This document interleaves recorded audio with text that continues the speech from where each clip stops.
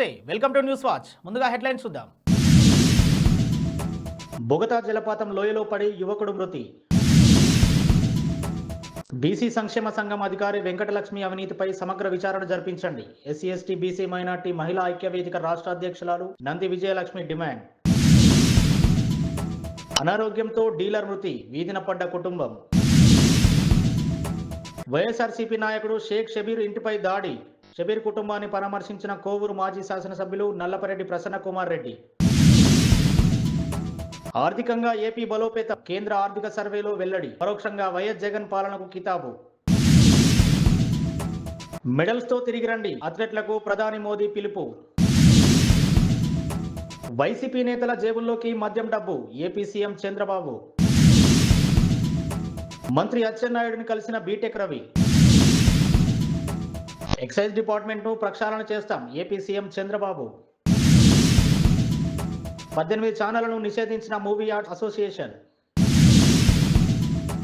ములుగు జిల్లా చికుపల్లి బొగతా జలపాతంలో బీటెక్ విద్యార్థి మృతి చెందాడు. వరంగల్ జిల్లా ఏనుమామల మార్కెట్ సుందరయ్య నగర్ గ్రామానికి చెందిన బొనగాని జస్వంత్ అనే యువకుడు తన స్నేహితులైన సాయి, కిరణ్, నాగేంద్ర, సుశాంత్, వంశీ, గౌస్ తో కలిసి సహజ సిద్ధమైన బొగతా జలపాతాన్ని తిలకించడానికి వచ్చారు. అనంతరం స్నానంఘాటు వద్ద స్నానం చేస్తుండగా వరద ఉధృతంగా ఉండడంతో జస్వంత్ నీట మునిగి గల్లంతయ్యాడని వెంకటాపురం సీఐ బండార్ కుమార్, ఎస్ఐ తిరుపతి తెలిపారు. గాలింపు చర్యలు చేపట్టగా యువకుడి మృతదేహం లభ్యమైంది.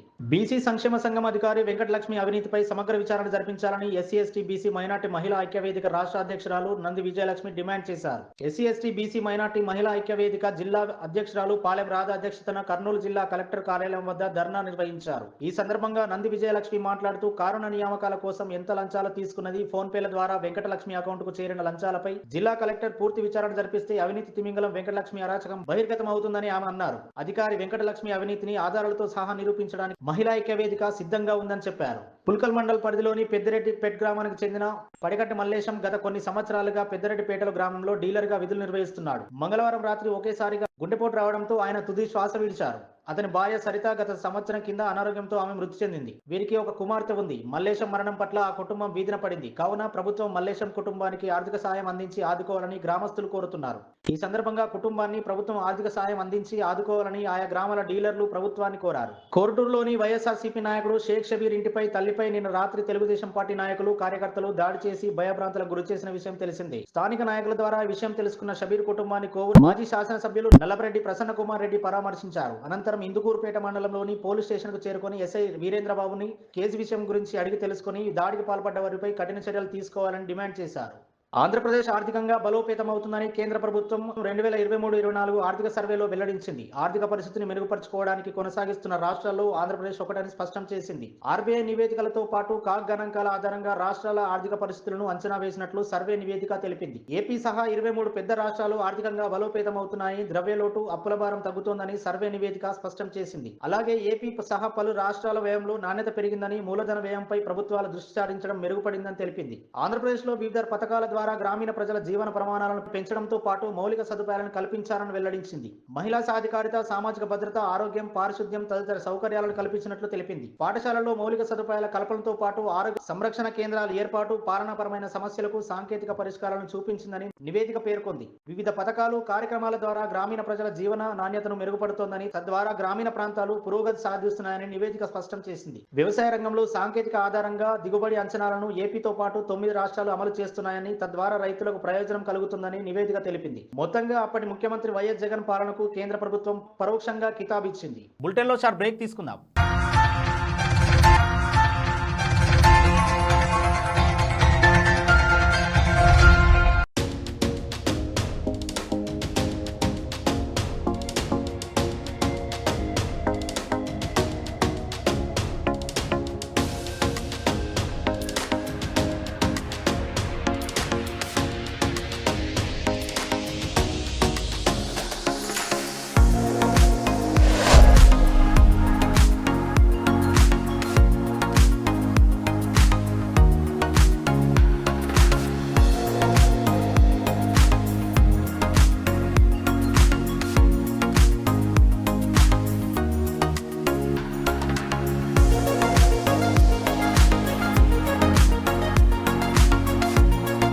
Ramesh Dental Care. This is Dr. Ramesh, MDS, Conservative Dentist and Endodontist.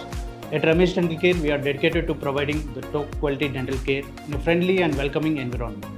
Our team of experienced dentists and staff prioritize your oral health and comfort zone above all else. Services we offer here are routine dental checkups and cleanings, fillings, crowns and bridges, root canal treatments, advanced dental implants, advanced dental laser surgeries, tooth whitening and cosmetic dentistry, orthodontic treatments including braces and invisible aligners.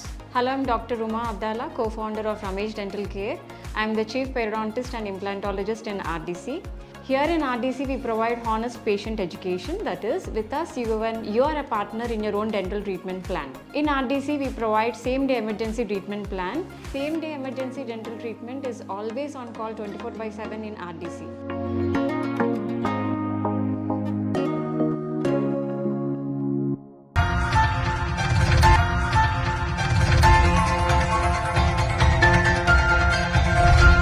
Welcome back. ఈ నెల 26వ తేదీ నుంచి ప్రారంభం కానున్న Olympics 2024లో పాల్గొనేందుకు Paris వెళ్తున్న భారత అథ్లెట్లతో ప్రధాని మోదీ ముచ్చటించారు. జట్టులో మొత్తం 28 మంది సభ్యులుండగా గత Olympics gold medallist javelin player Neeraj Chopra భారత్కు నాయకత్వం వహిస్తున్నారు. క్రీడా రంగంలో అత్యుత్తమ ప్రదర్శన కనబరిచి దేశానికి గర్వకారణం కావాలని మోదీ ప్లేయర్లకు పిలుపునిచ్చారు. మెడల్స్తో తిరిగి రావాలని ఆకాంక్షించారు. గత ప్రభుత్వం మద్యం ధరలను విపరీతంగా పెంచిందని సీఎం చంద్రబాబు దుయ్యబట్టారు. ఎక్సైజ్ పాలసీలో అవకతవకలపై అసెంబ్లీలో శ్వేతపత్రం విడుదల చేశారు. ధరలు పెంచితే తాగే వాళ్ళు తగ్గుతున్నారన్నారు, కానీ ఇంకా పెరిగారు. మద్యపాన నిషేధమన్నారు, లిక్కర్ అవుట్లెట్స్ తగ్గిస్తామన్నారు. అన్నీ మరిచారు. పెరిగిన ఆదాయమంతా వైసీపీ నేతల జేబుల్లోకి వెళ్లిందని చంద్రబాబు విమర్శలు చేశారు. నేరస్తుడే సీఎం అయితే ఏం జరుగుతుందో గత 5 ఏళ్లలో చూశామని ఏపీ సీఎం చంద్రబాబు పేర్కొన్నారు. మంత్రి కింజారపు అచ్చెన్నాయుడుని, మంత్రి సవితను Pulivendula TDP in-charge Mareddy Ravindranath Reddy, politburo సభ్యుడు, కడప జిల్లా టీడీపీ అధ్యక్షులు రెడ్డప్ప శ్రీనివాసరెడ్డి, కడప ఎమ్మెల్యే మాధవిరెడ్డి బుధవారం కలిశారు. ఈ సందర్భంగా మంత్రికి కడప జిల్లాలోని సమస్యలను వివరించారు. నియోజకవర్గంలోని సమస్యలను త్వరితగతిన పరిష్కారం చేయాలని మంత్రి హామీ ఇచ్చారన్నారు. దేశ చరిత్రలో ఎప్పుడూ జరగనంత అవినీతి ఎక్సైజ్ డిపార్ట్మెంట్ ద్వారా వైసీపీ నేతలు చేశారని సీఎం చంద్రబాబు ఆరోపించారు.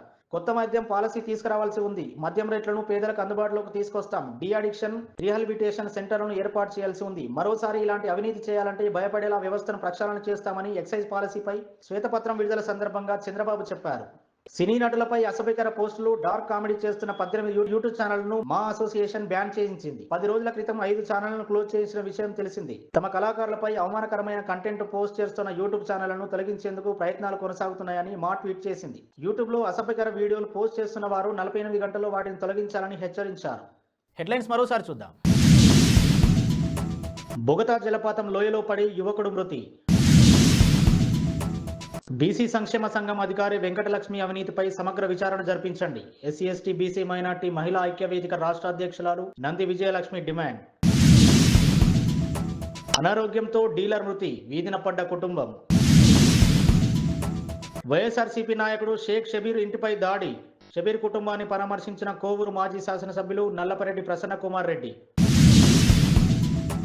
ఆర్థికంగా ఏపీ బలోపేత, కేంద్ర ఆర్థిక సర్వేలో వెల్లడి. పరోక్షంగా వైఎస్ జగన్ పాలనకు కితాబు. మెడల్స్తో తిరిగి రండి, అథ్లెట్లకు ప్రధాని మోదీ పిలుపు.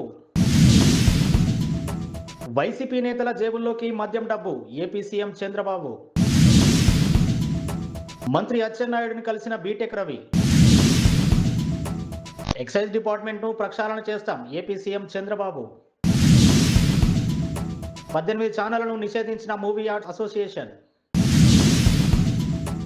ఇవి ఇప్పటివరకు అప్డేట్స్. మరో బులెటిన్లో మళ్ళీ కలుద్దాం. చూస్తూనే ఉండండి న్యూస్ వాచ్.